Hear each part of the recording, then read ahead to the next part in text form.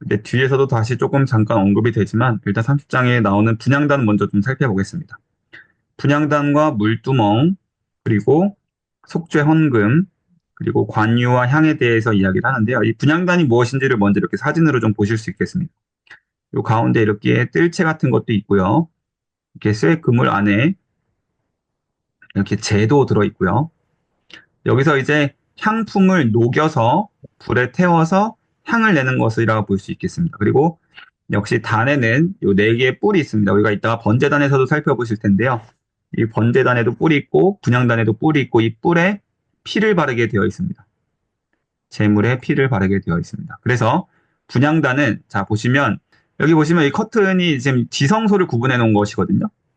그래서 지성소에 들어가기 전에 이 분향단에서 향을 가득 피워서 지성소를 이 향으로 가득 채워야 합니다.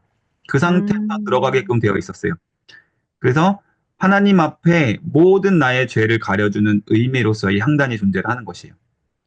자, 그래서 제사장들이 끊임없이 향을 피운 이유는 자, 오늘날 성도들이 기도드리는 일을 예표한다라고 볼 수 있겠습니다. 그래서 요한계시록에서 말씀도 보시면 향을 나타낼 때 성도들의 기도라라는 말씀들이 있거든요. 네. 자, 그래서 자, 예수 그리스도의 속죄, 피 흘림. 아까 여기 보시면 피를 흘린 것을 이렇게 발랐잖아요. 향을 내기 전에. 자, 이 피 흘림의 은혜 다음에 하나님께 기도를 드리는, 향을 피우는 그런 것을 볼 수 있겠고요. 또 이 향을 통해서 지성소로 들어갈 수 있었기 때문에 이 기도가 즉 하나님의 능력과 보호를 덧입을 수 있는 방법이다라는 그런 의미를 가지고 있겠습니다. 그리고 기도를 통해서 은혜의 보좌. 여기서 말하는 은혜의 보좌는 곧 이 언약궤를 말씀하고 있는 것입니다. 이따가 우리 언약궤도 살펴볼 것인데 언약궤의 그 윗부분을 하나님의 시은좌, 하나님의 보좌라고 하거든요. 그래서 언약궤로 나아가기 위해서 기도를 통해 나아가야 된다. 이런 의미를 가지고 있습니다. 자, 생명의 속전을 모든 20세 이상 남자에게 반세겔씩 받도록 또 명령하시는 부분이 있는데 이것은 누구나 하나님 앞에 다 동등하고 다 구원받아야 하는 존재라는 것을 상징하는 그런 어, 세금이라고 볼 수 있겠습니다. 그래서 성소에 또 이후에 나중에 성막이 아니라 성전에도 들어가는 모든 사람들이 반세겔씩 내야 되는 그러한 장면이 이제 예수님 시대에도 이제 등장하게 되죠. 그래서 예수님께서 베드로와 예수님 자신을 위한 그 성전세를 물고기 입에서 구해오게 하시는 그런 말씀도 다 이 반세겔식의 속전에 근거한 말씀이다라고 볼 수 있겠습니다. 자, 그리고 성막들에는 물두멍이 있는데요. 이 물두멍의 어떤 모습에 대해서는 자세한 설명이 되어 있지 않아요. 그래서 우리가 상상만 할 수 있겠고요. 성소에 들어가기 전에 더러워진 손과 발을 씻는 용도로서 성막들에 물두멍이 있었습니다. 그래서 제사장이 제단에서 모든 제물들을 잡으면서 막 피가 피털갑을 하거든요. 포를 뜨고 각을 뜨고 하면서 자, 그때 모든 손과 발의 모든 더러운 것들 그것들을 다 씻고 얼굴과 다 모든 부분들 특히 손과 발을 씻는 용도로서 이제 물두멍이 존재했습니다. 하나님께 들어가기 전에 모든 죄를 씻는 그래서 예수 그리스도의 피와 성령으로 죄 씻음을 받고 거듭난 자가 하나님 존전에 나아갈 수 있다라는 것을 상징하는 것이 이제 물두멍입니다. 자, 관유와 향품이라고 하는 것은 성막과 성물들에 바르는 모든 기름을 말하는 것입니다. 하나님께서 이 관유를 성막에 바르라고 하셨고요. 또 특별한 지성물들, 아까 말씀하셨던 것처럼 이제 뭐 향단이라든지 번제단이라든지 또 떡상이라든지 이런 지성물들의 이 관유, 최고급 향품과 올리브 오일로 섞은 이 기름을 바르게 하셨습니다. 그리고 제사장들 역시 제사장들 몸에 이 관유를 바르게 하셨습니다. 특별히 구별되게 하셨는데 하나님께 더더욱 거룩함을 이제 강조하시는 것입니다. 그래서 하나님께 기도로 나아갈 때 성령으로부터 하나님께서 원하시는 지극히 거룩함을 덧입을 뿐 아니라 그리고 자, 요 기도의 내용, 요 향품에 대해서도 이제 우리가 이야기할 수 있겠는데요. 향품도 하나님께서 정하신 가장 최상의 향품들로 연기를 내게끔 하셨거든요. 정해주신 것. 또 하나님께서 정해주신 그 향품으로 그 연기를 내야 했던 것처럼 향을 내야 했던 것처럼 기도의 내용도 나의 정욕과 나의 욕심을 위한 간구보다는 하나님의 나라와 의를 구하며 하나님께 향기로운 기도가 항상 우선시돼야 된다라는 것을 우리가 여기서 배워볼 수 있겠습니다. 향품에도 하나님께서 아주 세밀하게 규칙을 주셨다라는 것. 우리가 기도를 드릴 때도 하나님께서 받으실 만한 합당한 그러한 중요한 기도의 순서를 갖춰서 우리가 기도를 해야 된다는 것을 배울 수 있겠습니다. 31장에 이제 성막을 제작하는 데 있어서 중요한 기술자들을 임명하는 장면이 나옵니다. 그 사람들의 이름이 바로 부살렐과 오홀리압이라는 사람입니다. 자, 여기서 하나님께서 직접 지명하셨다라는 것이 우리가 좀 볼 수 있겠고요. 하나님의 일을 하는데 하나님께로부터 부르심이 있을 뿐만 아니라 하나님께서 그 일을 감당할 수 있는 모든 능력과 여건도 마련해 주시고 특별히 그들에게 지혜로 충만케 하셨다라는 말씀. 그래서 성령으로 충만케 하신다는 것. 그래서 하나님의 일이라고 하는 것은 사람을 통해서 이루어지지만 결국에 그 안에 모든 일을 가능케 하시는 분, 그것은 바로 하나님이시다라는 것을 우리가 이 말씀에서 배워볼 수 있겠습니다. 그리고 안식일에 대해서 이제 앞으로 계속 강조를 합니다. 안식일이 왜 이렇게 중요한가? 실생활에서 구체적으로 또 반복적으로 여호와의 신앙을 고백할 수 있는 가장 드러나는 표가 바로 안식일 준수에 있다는 것입니다. 일주일에 한 번 안식일을 철저하게 지키는 것. 그것이 모든 율법의 대표가 되는 규례이기도 하다라는 것이죠. 그래서 한 주를 시작할 때 우리가 예배를 드리는 것도 하나님의 언약을 기억하고 한 주간 하나님과의 그 언약을 또 말씀을 기억하면서 하나님과 관계를 붙들면서 살아가겠습니다라는 중요한 의미가 담겨 있잖아요. 그래서 이 안식일을 이제 앞으로 뒤에도 보시면 이제 계속 강조가 되는데 그만큼 우리 성도들에게 주일 성수가 얼마나 중요한 것인가라는 것을 지금 또 볼 수 있겠습니다. 지난 시간에 공예배와 사적인 예배에 대해서 이제 말씀을 드렸잖아요. 그래서 공예배, 주일 예배는 모든 성도들의 신앙생활의 첫 출발점이다. 우리가 다 같이 하나님께서 정해주신 그 규칙에 따라서 함께 예배드리는 일은 그래서 그만큼 중요하고 의미 있는 일이다라는 것을 우리가 한번 생각해 보실 수 있겠습니다. 자, 그런데 그런 말씀을 주고 계신 와중에 사람들은 40일 동안 모세가 내려오지 않으니까 금송아지를 만들어서 섬겼어요. 아주 끔찍한 일이 벌어졌죠. 자, 여기서 금송아지 사건을 통해서 비록 하나님과 언약을 맺고 언약 백성들이 되었으나 여전히 하나님께 대한 절대적인 믿음과 신뢰가 없고 애굽의 우상 숭배에서 벗어나지 못하는 백성들의 한계, 이것을 보여주고 있다라고 볼 수 있고요. 이것은 곧 우리의 한계이기도 합니다. 오늘날 우리가 늘 예배드리면서 늘 말씀 가운데 있다고 하지만 여전히 연약한 우리의 모습을 그대로 대변하는 모습이라고 볼 수 있겠어요. 그래서 이 금송아지는 약속의 땅에 들어가려면 더 오랜 연단의 기간이 필요하구나라는 것을 보여주는 또 의미를 갖고 있습니다. 역시 우리도 우리 인생에서 앞으로 많은 연단과 또 기도와 기다림이 필요한 그런 자들이라고 볼 수 있겠죠. 자, 이 금송아지 사건을 이제 시내산에서 내려온 모세가 목격을 하고 너무 큰 충격에 빠지는데 그때 첫 번째 중보 기도를 드리게 됩니다. 그래서 중보자로서 이제 모세가 등장을 하게 되는데, 자, 중요한 중보자의 의미가 무엇이냐면, 하나님과 백성들의 중간의 입장에 선 죄가 없는 자라는 의미를 가지고 있어요. 중보자. 자, 그래서 모세는 이 죄에 가담하지 않았습니다.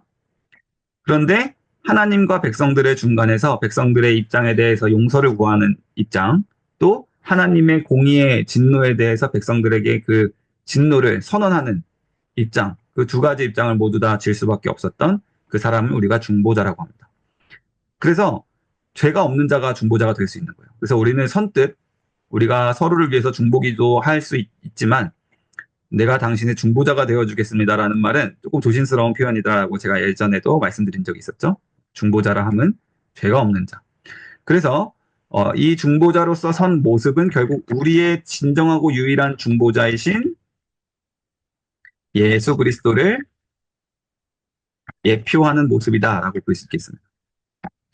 예수님이 우리의 참 중보자, 유일한 중보자가 되시죠. 그래서 다른 중보자가 없는 것이죠. 자, 그러면서도 동시에 3,000명을 도륙할 수밖에 없었습니다. 그 범죄에 직접적으로 핵심적으로 가담했던 사람들을 처단할 수밖에 없었어요. 왜냐하면 하나님의 공의가 은혜와 함께 항상 항존하기 때문에 그렇습니다. 하나님의 은혜는 공의와 언제나 함께 존재합니다. 그래서 없던 일처럼 덮고 넘어갈 수가 없었던 것이에요. 이 3,000명을 통해서 60만 명을 살릴 수 있었던 일이 되는 것이에요. 3,000명의 죄를, 그 책임을 물은 것입니다. 그래서 예수님도 우리를 구원해 주실 때 아무런 그냥 지불하는 값이 없이 그냥 무작정 은혜를 베풀어 주시는 것이 아니라 자기 자신을 드리는 그 공의의 진노의 심판을 자신에게 쏟아 부으셨던 그러한 죄의 삭슬 받으셔야만 드려야만 했다라는 것을 우리가 생각해 볼 수 있겠습니다. 그래서 때로는 이 부분에서 굉장히 마음 어려워하시는 분들이 계시거든요. 꼭 그렇게 잔인하게 다 죽여야만 했냐, 막 이렇게 말씀하시는 분들이 있는데 하나님의 공의와 은혜는 항상 이렇게 함께한다라는 것을 기억해야만 하겠습니다. 자, 33장에서 이제 두 번째 중보기도를 또 드리는데요. 하나님께 3천 명을 도륙한 이후에 생명책에서 자기의 이름을 지으시더라도 백성들을 구원해 주실 것을 간청합니다. 이것이 자기 생명을 바쳐서 구원하신 예수 그리스도의 중보 사역을 예표하는 것이고요. 세 번째 중보기도를 드린 내용은 하나님이 동행하지 않겠다라고 하신 그 말씀에 대해서 모세가 간곡하게 하나님께서 동행하지 않으시면 이 백성 다 망합니다라고 이야기하면서 간청을 하는 장면입니다. 그리고 그 기도를 들어주셔서 하나님께서 뜻을 돌이키사 하나님께서 영광을 드러내시겠다라고 말씀을 하셨습니다. 자, 34장입니다. 그리고 나서 이제 다시 새 돌판과 언약을 갱신하는 장면이 나오는데요. 백성들이 이미 금송아지 사건 때 모세가 너무 화가 나서 언약의 돌판을 깨부수는 장면이 등장을 합니다. 이미 언약 관계가 깨졌다라는 것을 상징하는 것이었죠. 그래서 새 돌판을 이제 가지고 올라가는데 하나님께서 첫 번째 등정과는 다르게 첫 번째 올라갔을 때는 하나님께서 돌판도 다 직접 깎아주셨었거든요. 근데 이 두 번째 돌판은 하나님이 모세 보고 직접 깎아오라라고 말씀하십니다. 그래서 이것이 죄의 흔적의 상징이다라고 볼 수 있겠어요. 하나님께서 깎아주신 돌이 아니라 모세가 깎은 돌판을 가질 수밖에 없는 한계. 자, 그리고 모세가 얼굴을 갔다가 온 후에 수건으로 가리게 되는 장면이 나오는데 자신의 광채나는 얼굴을 백성들이 바라보지 못하게 한 것입니다. 그래서 더 중요하고 더 영광스러운 율법에 집중할 수 있도록 그리고 그 율법의 완성을 가리키는 메시아의 영광만 드러나길 바라는 마음으로 자기가 드러나서 하나님의 영광을 가리지 않게 하기 위해서 수건으로 얼굴을 가린 겸손한 모습이었다라고 볼 수 있겠습니다. 자, 그리고 35장 이제 성막을 건축을 준비를 합니다. 시내산에서 하나님께서 모세에게 말씀하셨던 대로 성막 건축을 시작을 하는데요. 자, 여기서 중요한 것은 백성들이 하나같이 헌신적이고 자발적인 마음에서 그 건축이 진행됐다라는 것이요. 나중에 보시면 알겠지만, 이 백성들이 갖고 오는 헌물이 너무 많아서 나중에 더 이상 헌물을 하지 말아라 라고까지 이제 제사장들이 외칠 정도였어요. 그러니까 이렇게 자원하고 기쁜 마음에서 성막 건축이 됐다라는 것을 볼 수 있겠습니다.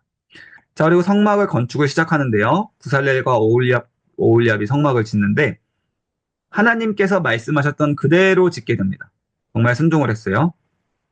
그래서 뭐 앙장과 덮개, 이 기둥들을 싸는 앙장, 그리고 외부 앙장, 외부 덮개. 그래서 두 개의 앙장과 두 개의 덮개로 이렇게 성소가 지어졌습니다. 여기 나오죠. 예물 헌납을 중지시키다. 백성들의 자원하는 마음이 차고 넘쳤다라는 것을 볼 수 있겠어요. 가장 이상적인 모습이죠. 교회에서도 교회의 일을 하는데 우리 성도님들의 자원하는 마음이 차고 넘치면 너무 좋겠다라는 생각을 한번 잠깐 해봤습니다. 그러려면 역시 하나님의 은혜가 필요한 일이겠죠. 자, 성막 제작 과정에서도 순종했다라는 것이요. 명령하신 대로 짓습니다. 자, 이 널판과 은받침, 이 널판을 이렇게 조각목으로 만들어서 이 조각목과 조각목을 연결하고 세우는데 이 바닥에 세우는 은받침이거든요. 이러한 받침들을 사용해서 기본 성소의 뼈대를 만들었습니다. 이런 것들이 이제 30몇 장이죠? 6장에 계속 등장을 하고요. 그리고 성소와 지성소의 휘장이 있는데 이것은 상상도입니다. 정확하게 이런 그림이었다라고 볼 수는 없어요. 이거 추측해서 만든 그림이에요. 그래서 성소로 들어가는 입구의 휘장은 이렇게 생겼을 것이다. 그리고 지성소로 들어가는 입구의 모습은 이렇게 생겼을 것이다. 이렇게 해서 이제 그린 것입니다. 자, 37장은 이제 그 핵심 중에 핵심이라고 볼 수 있겠죠. 여기 이 휘장, 지성소 휘장 안에 가운데 있는 언약궤가 바로 이렇게 생겼다. 이것도 역시 상상을 통한 그리고 역사적인 사료들을 통한 복원한 그림의 모습입니다. 이 그룹이라고 하는 천상의 어떤 존재, 천사의 어떤 다른 존재들의 모습을 이렇게 날개 달린 모습으로 표현하고요. 여기서 우리가 좀 헷갈리시면 안 되는 게 천사의 모습이 다 이렇게 날개 달린 모습으로 등장한 것이 아니에요. 그룹만 이렇게 천사 그룹 천사들만 이렇게 날개 달린 모습입니다. 네, 그래서 로마 그 카톨릭은 천사들을 다 날개를 붙여놨는데 그렇지가 않다라는 것이죠. 성경에서 나타나는 천사들은 사람의 모습으로 청년의 모습으로 등장을 합니다. 자, 어쨌든 자 여기 보시면 요 위에 판지 요 윗부분을 속죄소라라고 하고요. 시은자라고도 합니다. 하나님께서 이 위에 앉으신다. 그래서 하나님이 여기 위에 임재하셔서 백성들의 죄를 사해 주시는 공간이다라고 해서 하나님의 보좌, 시은자, 하나님이 앉아 계시는 보좌, 그리고 또는 속죄를 베풀어 주시는 속죄소다라고 부르기도 했습니다. 그리고 이것을 절대 손으로 만졌으면 안 됐고요. 고리로, 왜냐하면 너무나 거룩한 성물이기 때문에 고리로 이렇게 제사장들만 이동할 수 있게끔 해놨습니다. 고리와 채를 이용해서. 그래서 나중에 이 언약궤를 찾아올 때 우사라고 하는 사람이 넘어지면서 뭐 자기도 모르게 요 언약궤를 만져버리잖아요. 그래서 그 자리에서 죽임을 당하는 그런 사건도 있습니다. 자, 그리고 또 지성물 중에 하나인 떡상과 진설병이 있는데요. 자, 이 떡상 위에는 항상 이 진설병을 각 지파의 수대로, 여기 보시면 6개, 6개 나눠져 있거든요. 각 지파의 수대로 이렇게 항상 준비를 해 놨고요. 자, 중요한 것은 매주 안식일마다 새 것으로 이 진설병을 교체해야 됐다라는 것이요. 이것이 굉장히 의미가 있죠. 자, 그래서 우리가 매주 하나님의 말씀을 새롭게 들어야 하는 일이기도 합니다. 이 진설병이 곧 예수님의 몸이신 빵을 상징하는 것이잖아요. 그리고 그 예수님의 몸은 곧 성경 말씀을 예표하는 것이기 때문에 이것을 안식일마다 새 것으로 교체해야 됐다. 그리고 우리가 매주 새롭게 함께 말씀을 들어야 하는 모든 지파들이 와서 모든 성도들이 모여서 함께 말씀을 들어야만 하는 그 강조점을 가질 수 있겠습니다. 그리고 이 등잔대, 이 장면 이제 우리가 많이 보실 수 있죠. 일곱 등잔대. 자, 이것도 빛으로 오신 예수님을 상징하는 것입니다. 항상 이 불이 꺼져 있지 않도록 그리고 정해진 기름으로 불을 유지해야만 합니다. 그래서 열처녀의 비유로도 이제 연상될 수 있는 장면이고요. 성령 안에서 항상 예수 그리스도를 향한 믿음으로 깨어있고 준비되어야 하는 성도들의 모습을 예표하는 것이 바로 이 등잔대 또는 금등대라고 볼 수 있겠습니다. 자, 분향단이 또 나오는데 분향단은 아까 30장에서 봤던 그 그림을 참조해 주시면 되겠습니다. 자, 이번에 또 이제 가장 중요하다고 볼 수 있는 번제단입니다. 38장에 번제단과 물두멍, 성막들이 나오는데요. 자, 번제단 보시면 여기 뿔이 나오죠. 자, 번제단에는 또 역시 마찬가지로 코너마다 뿔이 있는데요. 이 뿔을 혹시 어떤 뿔이라고 부르는지 아시는 분 계신가요?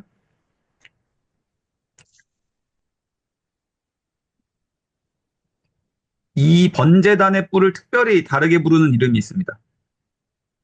음, 자, 바로 구원의 뿔입니다. 구원의 뿔.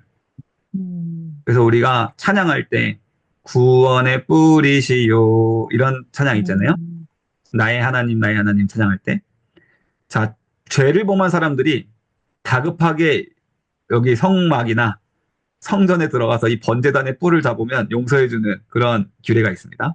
그러니까 구원해주는 것이죠. 그래서 다급하게 달려가서 이 뿔을 붙잡는 거예요. 죽기 직전에 사람이. 자, 이 번제단 자체가 역시 또 그리스도를 상징합니다. 자, 번제단 자체가 제물이 되어서 죽임을 당하신 예수님을 상징하고요. 이 뿔은 속죄와 구원을 상징하는 것입니다. 그래서 이 뿔에도 역시 마찬가지로 피를 바르게끔 되어 있었습니다. 이것이 다 예수 그리스도의 피 바른 자들이 얻게 될 구원과 속죄를 상징하는 것이고요. 제단 아래 모든 제물을 다 태워서 바친 후에 남은 그 피를 한 방울도 남김없이 여기다 다 쏟게 하셨거든요. 그래서 물과 피를 모두 쏟으신 예수 그리스도의 희생을 상징하는 것입니다. 그리고 이제 중요한 거는 이것은 잘 모르실 수 있는 부분인데 번제단의 이 불은요. 여기 지금 불이 보이시죠? 이 숯과 숯돌과 이 불이 항상 있는데 항상 켜져 있도록 했다라는 것이에요. 이거는 그리스도의 꺼지지 않는 구원의 은혜를 상징합니다. 그래서 저도 이 부분은 잘 몰랐던 부분인데 성막을 이동할 때에도 이 재단의 불씨를 항상 켜놓고 이동을 했다라고 하더라고요. 끄고 이동하는 게 아니라 요 숯에 남아있는 그 작은 불씨를 절대 꺼트리지 않았대요. 그리고 날마다 드리는 상번제가 있잖아요. 아침과 저녁에 드리는 네. 항상 드리는 번제. 그때 불을 항상 키워놓고 또 정기적으로 드리는 제사 때마다도 항상 이 불을 켜놓고 이동할 때도 켜놨다라는 것이. 그래서 이것이 꺼지지 않는 예수 그리스도의 구원의 은혜를 상징하는 것이다라고 하더라고요. 이 부분이 좀 의미가 있는 것이라고 볼 수 있겠습니다. 그래서 성막들의 가장 중앙에 위치해 있고 가장 중요한 성물이라고 볼 수 있겠습니다. 자, 그 다음에 제사장의 의복을 볼 수 있겠는데요. 일반 제사장들은 이런 하얀 세마포 옷에 이제 요 띠를 두른 모습을 볼 수 있겠습니다. 자, 이런 옷을 입고 동물들을 잡았으니까 얼마나 맨날 피철갑이 됐겠어요, 그죠? 네, 근데 그것을 이제 매번 이제 깨끗하게 유지하는 것이 제사장들에게 가장 큰 의무 중에 하나였습니다. 음, 검은 옷이면 좀 좋았을 것 같은데 아주 새하얀 옷을 매번 깨끗하게 유지하는 게 쉽지가 않았을 것 같아요. 자, 그리고 특별히 대제사장에게는 이러한 많은 또 이제 아이템을 장착을 하도록 명령을 하셨습니다. 순금패, 여호와께 성결이라 쓰여 있는 순금패, 또 관을 쓰게 하셨고 견대를 쓰게 하셨고 흉패를 이렇게 흉패 안에는 호마노 보석으로 된 12보석, 12지파의 이름이 들어있는 흉패를 쓰게 하셨고요. 또 요 띠, 특별한 아까 제사장 일반 제사장들의 띠와는 조금 다른 띠를 뜨게 하셨고 자 여기 잘 보시면 여기 흉패 있잖아요. 흉패 보석 안에 흉패 안에 우림과 둠밈이 들어 있습니다. 여기 그림에는 안 나오는데 이 안쪽에 우림과 둠밈을 넣어둘 수 있게끔 했다라고 합니다. 그리고 요것이 이제 바로 에봇입니다. 요 알록달록한 옷 있잖아요. 앞치마 같이 생긴 거. 3층 센터 3층 부엌에도 있을 법한 요런 앞치마 같은 것이 에봇이라고 하는 것이에요. 자, 그리고 겉옷. 아까 세마포 옷 위에 또 특별하게 파란색, 청색 겉옷을 입었고요. 이 안에 가는 배실로 세마포 속옷을 또 똑같이 입었고요. 성류와 금방울 이런 것들을 이제 매달게 하셨습니다. 자, 이것이 이제 우림과 둠밈이 이렇게 생겼었을 것이다라는 것을 추측해서 그린 그림입니다. 정확한 사료는 남아있지 않다고 해요. 그래서 역사적인 기록들을 토대로 우림과 둠밈이 이렇게 생겼었겠지라고 이제 상상해낸 것입니다. 자, 그리고 이제 드디어 40장에 가서 성막이 완성이 되고 하나님의 영광이 임재가 되고 구름 가운데 충만하게 임하시는 쉐키나 영광의 모습을 우리가 볼 수 있게 되죠. 그리고 39장서부터 40장에서 이제 18번이나 반복된 내용이 여호와께서 모세에게 명령하신 대로 다 되었다라는 말씀이 18번이나 반복이 돼요. 이 말씀이 이제 굉장히 중요한 말씀이죠. 그러니까 백성들이 하나님의 말씀 그대로 순종했다라는 것이에요. 하나님께서 원하시고 요구하신 그대로 순종했고 그때 하나님의 영광이 충만하게 임했다라는 것입니다. 그래서 역시 하나님 말씀의 순종을 강조하는 말씀이라고 볼 수 있겠습니다. 자, 그럼 이제 레위기는 레위 사람들, 제사를 담당하는 사람들이겠죠? 이 사람들이 이 위에서 이제 출애굽기에서 이 성막이 완성됨으로 이제 말씀이 끝나게 되는데 그 성막에서 어떻게 제사를 드려왔는가에 대한 지침이라고도 볼 수 있겠어요. 자, 그래서 첫 번째로는 거룩하신 하나님과의 관계, 그것을 유지할 수 있는 것은 거룩을 유지하면서 제사를 드리는 것이다라는 것을 먼저 우리에게 가르쳐주는 책이기도 하고요. 자, 그 희생제사와 정결규례, 하나님께서 얼마나 정결을 원하시고 성결함을 원하시는지, 죄를 지을 때마다 얼마나 속죄함을 철저하게 받아야 하는지, 그래서 하나님과의 관계를 유지할 수 있는지에 대해서 이 책 한 권을 통해서 우리에게 그 중요성을 굉장히 말씀하고 계신 것이죠. 그래서 우리는 날마다 예수 그리스도의 이름과 또 예수 그리스도의 보혈의 능력을 의지해서 하나님께 성결함을 유지하면서 하나님께 나아가는 하나님과의 관계를 유지하는 것이 필요합니다. 그래서 회개 기도는 곧 신앙생활이다입니다.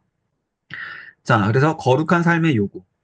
그래서 우리에게도 동일하게 거룩함을 유지하기를 원하고 계신다라는 것입니다. 자, 1장부터 여기 보시면 5장까지 자, 5대 제사가 나옵니다. 5대 제사. 자, 5대 제사를 이번에 한 번에 좀 정리를 하겠습니다. 제가 최대한 간단하게 정리했어요. 이스라엘 백성들의 5대 제사. 첫 번째 번제. 가장 중요한 제사가 번제입니다. 번제는 하나님께 온전한 헌신을 상징하는 제사인데요. 왜 그러냐면 모든 재물을 남김없이 제까지 다 태워버리는 제사이기 때문에 그래요. 자, 재물 전부를 기름까지 전부 다 하나님께 드립니다. 이것이 다른 제사들과는 구별되는 점이죠. 그래서 전적으로 하나님께 드리는 헌신을 상징하는 제사, 가장 중요한 제사, 번제가 되겠습니다. 예수님 역시 이 번제물을 예표하시는 분이시죠. 모든 물과 피를 흘리면서 죽으셨다. 라는 그 말씀 자체가 예수님의 모든 전부를 다 하나님께 드렸다라는 번제물의 상징으로서 예수님의 십자가 죽으심을 생각할 수 있겠습니다. 자, 그 다음 소제는 곡식으로 드린 제사인데요. 자, 유일하게 피가 없는 제사다라고 볼 수 있겠어요. 5대 제사 중에서 유일하게 피가 없는 제사. 그런데 중요한 것은 반드시 피 흘리는 번제나 화목제와 함께 드려야 했다라는 거예요. 그래서 역시 이 제사도 따로 단독적으로 드릴 수가 없는 제사이기 때문에 결국에는 피제사다라고 볼 수 있겠어요. 그래서 피 흘림이 없이는 죄사함이 없느니라라는 말씀처럼 이 제사 역시 결국에는 피 흘림을 동반해야만 한다라는 것이에요. 그리고 소제는 백성들이 하나님께서 죄를 사해 주신 데 대해서 은혜로 감사의 표현으로 드리는 제사의 성질이 있었습니다. 그래서 하나님께 감사의 표현의 의미를 담은 제사다. 그리고 하나님께 변함없는 충성을 맹세하는 의미의 제사다라는 점에서 의미가 있는 제사입니다.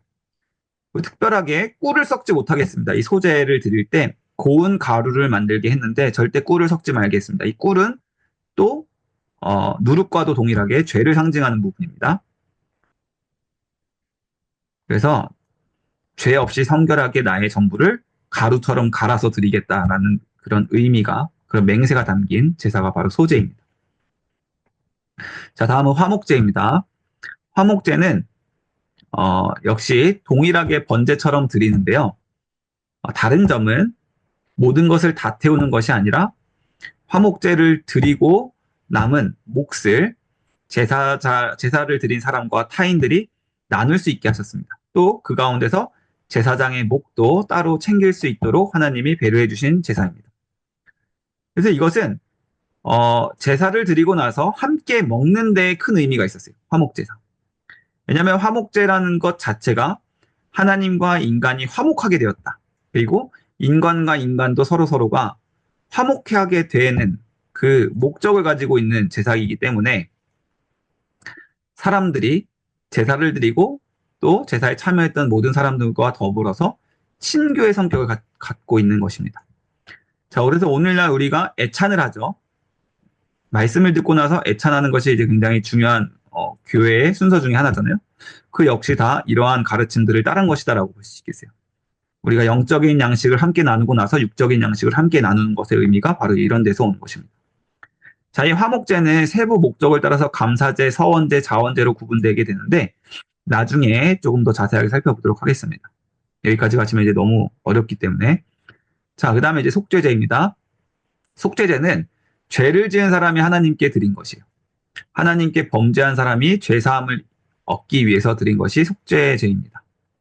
그리고 이것은 위에 번제제나 화목제 또는 소제랑은 다르게 죄를 지은 사람은 반드시 드려야만 했던 의무제입니다. 죄를 지은 사람은 반드시 속죄제를 드려야만 했어요. 자, 그리고 속죄제 안에는 가장 큰 규모의 제사장의 속죄제가 있었어요. 그래서 역시 제사장 역시 하나님 앞에서 죄인이다라는 것을 이야기해 주는 부분이고요. 또 제사장의 죄는 결코 하나님 앞에서 가볍게 지나갈 수 있는 부분이 아니다. 그 제사장의 속죄제는 더 크고 더 성결하게 드려야만 했다라는 것입니다. 그리고 온 백성들을 위한 속죄제도 있습니다. 제사장의 속죄제와 내용은 동일한데요. 자, 특별한 부분은 장로들이 안수를 했다라는 것이에요. 장로들이 다 와서 그 제물을 그 백성들을 위해서 안수하고 역시 전부 불에 태웠습니다. 여기 위에도 전부 불에 태웠고 전부 불에 태웠습니다. 자, 그 다음에 이제 족장과 평민들 그리고 가난한 자들을 위한 속죄제도 있습니다. 그래서 제물이 상대적으로 저렴합니다. 비둘기라든지 곡식을 통해서도 이제 속죄제를 드릴 수 있게 하신 부분이 조금 다른 부분이에요. 특별히 가난한 자들의 경우는 그렇게 받아주셨다는 거예요. 그러나 일반적으로는 다 피 흘림의 제사를 갖게 하셨습니다. 그리고 기름 부위를 제외한 부분들을 제사장에게 돌리게끔 하셨습니다. 자, 속죄제를 드려야만 했던 실제적인 예. 재판에서 증언을 거부한 사람들은 그것도 참 증언을 해야 하는 자기의 역할을 다하지 못했다라는 죄를 물으셔서 속죄제를 드리게 하셨습니다. 그리고 부정한 것에 접촉했을 때도 그랬고요. 또 경솔하게 잘못 맹세를 했을 때에도 속죄제를 드려야만 했었어요. 그래서 잘못된 맹세라 해서 반드시 그것을 지키는 게 아니라 속죄제를 통해서 용서받을 수 있었다라는 것이. 자, 그 다음은 이제 속건제인데요. 속건제는 속죄제와는 동일한데 거기에 특별하게 20%의 5분의 1의 추가 배상을 같이 드려야 하는 제사라는 점에서 속건제입니다. 속죄제의 내용에다 더불어 범죄한 것의 20%에 해당하는 부분을 추가로 더 배상해야 했다는 것이에요. 자, 경우는 하나님의 성물에 손을 댄 경우 또는 성물과 관련된 금령을 어긴 경우 또는 이웃의 물건을 빼앗거나 훔치거나 피해를 주고도 그 사실을 부인하고 묵인하고 있던 자들의 경우 이런 경우에 단순히 속죄제뿐만 아니라 20%의 추가 배상을 하는 속건제를 드리겠다라는 것입니다. 자, 그 다음서부터 이제 레위기 6장 제사장의 의무, 제사장이 맡아야 할 제사와 관련된 세부 사항들, 그리고 7장 제사에 관한 추가 규례. 요 화목제, 속죄제, 속건제 이 안에 있는 아까 우리가 잠깐 넘어갔었던 세 가지 뭐 감사제, 낙헌제, 자원제 이런 것들 좀 더 내용이 들어 있고요. 그 다음에 아주 중요하게 강조하시는 제사장의 위임식, 성별된 자들, 그리고 첫 제사를 드렸을 때 하나님께서 영광으로 받으시는 9장의 말씀으로 이제 말씀이 끝납니다. 제가 요 6, 7, 8, 9장을 하나로 묶었어요. 다 제사에 관한 말씀이기 때문에. 그래서 결국에 레위기도 제사의 중요성을 이렇게 강조하고 있는 책이다라는 것입니다. 그래서 구약의 제사 제도는 모두 예수 그리스도의 대속사역을 예표하고 있는 말씀들입니다. 그래서 제사와 관련된 세부 사항과 제사를 실제적으로 집도하는 제사장들에 대해서 하나님이 얼마나 중요하게 강조하고 계신지를 볼 수 있습니다. 그리고 우리는 그 안에 담긴 그리스도의 은혜에 감사하면서 제사에서 강조하는 성결과 거룩함을 유지하는 삶을 살고자 최선을 다해야 하고요. 오늘날 우리의 제사인 예배에 또한 최선을 다해야 합니다. 자, 이러한 메시지를 우리가 함께 살펴볼 수 있겠습니다. 결론으로 하나님의 임재와 거룩함. 하나님은 거룩한 백성들 가운데 임재하십니다. 그래서 성막과 제사는 그 거룩을 유지해서 하나님과 관계를 유지하는 방법이었습니다. 속죄와 화해, 그것은 제사로 나타날 수 있었습니다. 그러나 그 모든 제사는 일시적이었다. 그래서 영원한 속죄, 영원한 화해를 일으키실 수 있는 영원한 속죄 제물이신 예수 그리스도가 필요하다라는 것을 우리가 연결해서 생각해 볼 수 있겠고요. 또 오늘 우리가 또 중요하게 보았던 것들이 하나님의 말씀 그대로 순종하고 섬겼다라는 것이에요. 그래서 우리도 이번 한 주는 하나님의 거룩하심과 함께 순종에 대해서 생각해 보실 수 있는 여러분 되시기를 바랍니다. 그럴 때 하나님께서 공동체 안에 함께 계시며 그럴 때 하나님께서 우리 가운데 임재해 계신 것입니다. 그리고 중보자와 제사장직에 대해서도 함께 살펴보았습니다. 자, 이것으로 오늘 개관을 마치도록 하겠습니다.